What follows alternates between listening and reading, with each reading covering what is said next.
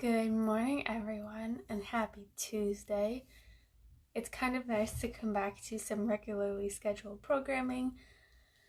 And if you hear noises in the background, it's because my house is currently under construction, so please bear with me. Hopefully it won't be too loud yet. In honor of Pet Memorial Day, I wanted to... Hi, Monica. I wanted to share a little bit because usually Pet Memorial Day is really sad and people share their favorite memories of their pets that have passed, and Kaia is still alive, so obviously I can't share stories about what it was like to lose her, but I wanted to share some happy memories of her because I think I titled it Pet Gratitude Day just because I wanted, in a time like this, I have never been more grateful for Kaia, and I wanted to kind of give a little nudge and reminder to people that even with everything going on with COVID and the institutional racism in the States, that some things are still good and we can always count on those things. So I'm going to tell you the story of the day that I picked up Kaia because you have to imagine this several years ago from a younger person perspective, but I have wanted a dog since I knew what a dog was. So I was probably about 2 or 3. And every year for my birthday, when I blew out my birthday candles, I asked for a dog. And most of you know, if you watched my 33-day live video series about getting to know me, that I was raised by a single mom, and she was running a business and keeping the house and looking after me and my brother, who are only 2 years apart, so when we're young, that's quite a lot. And I understand why she didn't let us get one, because she would have had to do a lot of the heavy lifting with her at the time. And went off to school and did my Bachelor of Science in Animal Behavior, and I came back and I took a month off because 4-year degree, at least 1 month of break after, and started taking my certification courses. And while I was doing that, I decided to work at a doggy daycare to kind of get more hands-on experience. It got me outside because I was doing dog walking in the morning and then working at the daycare in the afternoons and evenings. So it didn't leave a lot of time for working on my classes, unfortunately, but the woman who owned it convinced my mom that it was a good time for me to get a dog because then that puppy could go to puppy training class for free. That puppy, once reaching the minimum 3 months of age, could come to the daycare for free, because if I took her in the morning while I was doing walks, and then I picked her up and dropped her at home, she would have a half day, a handful of times a week at the daycare, and then she would be tired for the latter half of the day. And she convinced her that it was a good idea. So I did my research. I got a piece of paper with all of the supplies that we would need, the cost of each one, and that I was going to cover everything. Shouldn't have to worry about anything. It's like, I'll walk her, I'll feed her, I'll look after everything. And at this point, I was 21, turning 22. And she finally said yes. Like, she listened patiently to my pleas and my arguments and supporting evidence. And she said yes, and I just stopped, and I was like, wait, really? And then I just started bawling because this was something I'd been fighting for over 20 years. And I immediately went and started looking at puppies because I knew that for me and for my business, it would be good for me to start with a puppy because then I'd have more experience working with puppies and also practice training them for when I got older. I got more dogs, and then that dog I know would be very concretely trained so that they could train the next one and so forth. And found a bunch of puppies. we actually had a deposit on one, and it turns out she had a very rare medical condition, so we didn't end up getting her, unfortunately. But same color and breed as Kaia. And the reason that I picked an Australian Shepherd is because at the daycare, I love all the dogs there, but my favorite ones at the daycare were Australian Shepherds. And I wanted a dog that was more active than I currently was, because I took gym and fitness all the way through high school, and I did a little tiny bit of track in elementary school, but I really loved being outside. And so I wanted a dog that would kind of push me to keep going outside and everything like that. Although in the summer, she quits pretty easy because she gets warm. But anyway, so Australian Shepherd. And I wanted a Blue Merle at first, which at the time was the most popular one, and you couldn't find them anywhere, especially a girl, because they were a lot more popular. And just for curiosity's sake, I pulled up a picture of all of the different Australian Shepherd colorings, and I showed it to my mom, and she was like, oh, well, this red one's really pretty. And I was like, yeah, it is, but I think I want a blue one.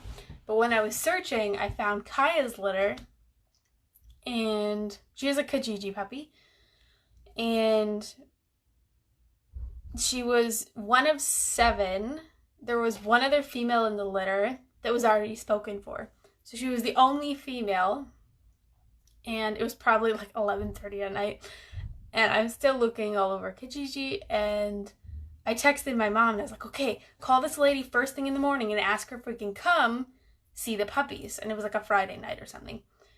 And I was like, if she says yes, wake me up. I don't care what time it is. We're getting ready. We're going. So naturally, my mom wakes me up the next morning, says, okay, we're going to go look at the puppies. And it was over a 2-hour drive there. And we pull up to this farm, cutest, just like stereotypical farm. You drive on this long dirt road in this small town, and single lane in and out, fields on both sides, and this really cute little house, and they had, roosters and goats and chickens and all kinds of stuff. And we pull in, and it's noisy because it's a farm and there's lots of animals.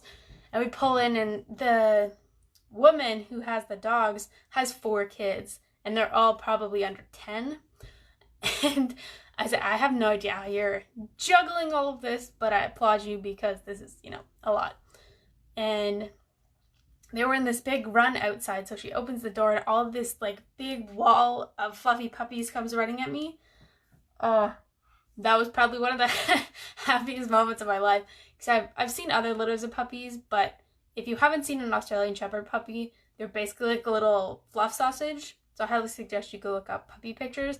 Kaia also has a whole album on Facebook if you want to go see. But she lets them out, and they're running around, and some of the dogs are kind of afraid of things, and some of them are just like completely wandering off. I had to go like corral them back in. And some of them were just barking nonstop, or like playing, and one just slept most of the time. And then there's Kaia, and she wanders a little bit, very curious. They had a agility dog shoot. Kaia kind of wanders in and looks around, then comes out and sits down, and then plays with one of her brothers, and then sits down and just kind of looks around, and then she looks at me, and she just kind of comes over and wiggles at me, their little puppy bum wiggle. And then she's playing with her brothers, and she looked, in my opinion, the most balanced in terms of not too shy, but not too hyper. Australian Shepherds are hyper regardless. But we decided to put a deposit on her. And she said, okay, come back in this many weeks, and you can have a visit with her before you pick her up. Just so I know that you've seen her a couple of times and you're bonded and everything like that. So went home, longest couple of weeks ever. And my mom was all excited. She was telling people, and my aunt was like, oh, I want to come up and see the puppy. So she came with us when we went back the second time. And we picked her up at a fair, because they were at a fair, which means she was just kind of checking everybody out and getting pets from people, and she was pretty good. And we took her to a little park by the water, so she got to see trees and rocks and a little mini beach, and we played. She got her very first toy, and there is a series of pictures in her album about that, but you can go check that out. She did her first recall when she was 5 because she was trying to climb a rock, and I called her name because we told her what I knew what her name was going to be. So I told the lady, and she started using it when she was really, really young. So that helped. And I called her name, and she kind of turned around, and then she came waddling over to me. Oh, it's so precious. Anyway, so we played with her for a little while, and then she got like completely passed out because she was exhausted, and was like, okay, it's time to go. And naturally, I started bawling again because I was like, I don't want to give her back. I want to take her home, but she wasn't ready to come home. So we took her back to the lady at the fair and went home. And in between then and the day that I picked her up, I was flying to Colorado for my first acupressure hands-on class. So she was actually the last puppy of 7 to get picked up, which is good because she had more time with her mom. But all her brothers and sisters were gone by the time we got back. But anyway, flew to Colorado. That was a whole other story if you haven't heard it. But I was so excited that I was telling everybody on the plane and in the class that I was getting a puppy tomorrow, and I was really excited because when you introduce yourself in the class, they're like, give us your name, where you're from, something interesting about you. And I was like, I'm Jessie, I'm from Canada, and I'm getting a puppy. And they were like, wait a minute. I was also the youngest person in the class by far. But anyway, got home. I think my flight came in at like 8 p.m. and came home, went to sleep, slept about 4 hours, and then I was too excited to sleep. So at about 6, my mom and I both got up, and we were like, okay, we'll go because neither of us are going to sleep. So we drove, and we got there early. But of course, we didn't want to go to the farm too early because she said pick up at 9. So I was like, okay, great. We'll sit in this Tim Hortons for like 45 minutes. And I could not sit still or shut up the entire time because I was so excited. So talking to like complete strangers and being like, I'm getting a puppy in like 10 minutes. And they were just laughing their heads off. But we finally drove down the side road to their laneway, and I started bawling so hard and like hyperventilating that this was actually happening, and pulled in the driveway. I don't even think I got out of the car, if I'm being honest. And she was all ready. She had her, brushed and everything nice and fluffy. And she got to say goodbye to her mom. She was the last one to go, so she did get the most time with her. But my mom liked to tell this part of the story, that her dad, because her dad was a red merle and her mom was her dad was the red tri and her mom was the merle, because you're not supposed to breed 2 merles. And we're waiting at the picnic table, and the dad comes over and puts his paws on my mom, kind of like, I'm allowing you to take my daughter, so you take good care of her kind of energy. And then I got in the car, and she handed her to me, and we had, a small crate with towels and water and toys and everything. And we brought her home. And it was a long drive. For her, I think we took about 6 pit stops to let her run around and have a pee, and she kept trying to escape out the window because I don't think she'd been in a car ride that long, but we kept giving her breaks and toys, and eventually made it home. We brought her into the backyard and put her down, and at that time obviously there was no building, so the backyard's quite big, and she's just wandering around being like, what is all of this? And brought her inside and had to keep bringing her out for potty breaks so she didn't go pee inside. But we let her explore one floor at a time, one room, being like, this is this room, this is what it's for. Talking to her like she totally understands what I'm saying. We brought her home and showed her all the rooms, and she kept having naps because she was so tired. And by the end of the first night, we had kind of like a pen set up downstairs. So we turned our couch from facing the sitting area. We just turned it around because she couldn't yet get on the couch. What a time that was. So I could kind of sleep down there with her for the first couple nights. Took a bit for us to get her potty trained because we didn't crate train her at first because she would just cry all night, and that we all needed sleep, and it took me a while to figure that out. But anyway, so she had a huge, big, like the whole downstairs dining area to play in, and she had her big crate that, you know, she was like this big, and her water bowl and a box of toys, and she was all good to go, and she slept a lot. But anyway, that is the story of bringing Kaia home. I had a couple of other stories, but that one ran kind of long. I've told the one of her comforting me after my car accident and kind of keeping an eye on me. The first time she recalled successfully, I took her to my stepdad's house to train because he has a back 1.5 acres that has nothing on it. So I took her there and I'd let her run around and sniff, and I'd have treats on me, and I'd call her, and it took her a little bit to come straight back, but I think I have a video of it somewhere.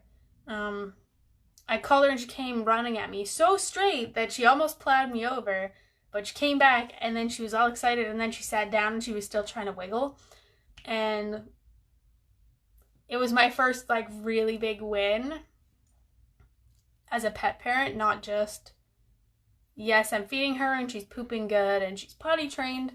Potty training was a big thing, but for me, recall was a really big deal because for us to be able to go for hikes and stuff like that, her recall has to be on point. So I needed her to be able to do that. And I've shared the pictures and videos of her at agility class. If you want to go see that, you're going to have to scroll back a little bit.